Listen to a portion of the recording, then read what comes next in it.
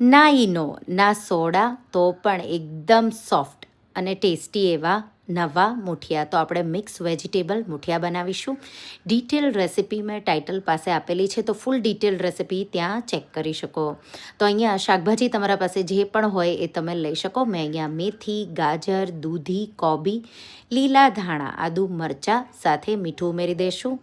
ગરમ મસાલો, અજમો આ રીતે મસળીને ઉમેરી દઈશું. સાથે હળદર, હિંગ, તલ તમને ફાવે એટલા તમે ઉમેરી શકો. વરિયાળી, લાલ મરચું પાવડર, ધાણા જીરું પાવડર, ગળપણ તો ગુજરાતી મુઠિયા હોય એ ખાટા મીઠા હોય તો ગળપણ તમારા સ્વાદ પ્રમાણે, અને અડધા લીંબુનો રસ નીચોવી આ રીતે મિક્સ કરી 5 મિનિટ જેવું રેસ્ટ થવા દેવાનું. પછી આપણે એમાં જુવારનો લોટ, બાજરીનો લોટ, ઘઉંનો લોટ અને ચણાનો લોટ આ રીતે ઉમેરી દઈશું, મિક્સ કરી દઈશું.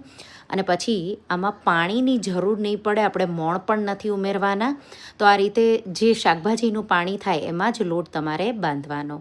હથેળી તેલવાળી કરી અને જાળીવાળી પ્લેટને ગ્રીસ કરી અને આ રીતે બધા મુઠિયા મુઠ્ઠી પડે એ રીતે વાળી લેશું. ઢોકળિયામાં કે તપેલીમાં પાણી ગરમ કરી અને આ રીતે પ્લેટ મૂકી દેવાની, અને તમારે એને 25 મિનિટ જેવું સ્લો ટુ મીડિયમ ફ્લેમ પર સ્ટીમ કરવાનું. 25 મિનિટ પછી મુઠિયા તમારા એકદમ પરફેક્ટ એવા સ્ટીમ થઈને રેડી થઈ જશે.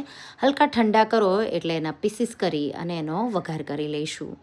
વઘાર માટે તેલમાં રાઈ, જીરું સાથે સૂકા કે લીલા મરચાં, મીઠા લીમડાના પાન, તલ અને હિંગ ઉમેરી મિક્સ કરી થોડો વઘારને સાતળી મુઠિયા ઉમેરી દેશું. મુઠિયાને તમારે ક્રિસ્પી કરવા હોય તો ક્રિસ્પી કરી લેવાના, નહીં તો મુઠિયા તમારા રેડી છે. બહુ ટેસ્ટી એવા લાગે છે, સોડા વગર, અને તેલ પણ મેં નથી ઉમેર્યું. તમારે ઉમેરવું હોય તો ઉમેરી શકો. તો ચા સાથે, ચટણી સાથે કે ટમાટો કેચઅપ સાથે બાળકોને લંચ બોક્સમાં પણ આપી શકો. તો રેસીપી ટ્રાય કરજો, અને રેસીપી ગમી હોય તો વિડીયોને લાઇક, શેર કરજો.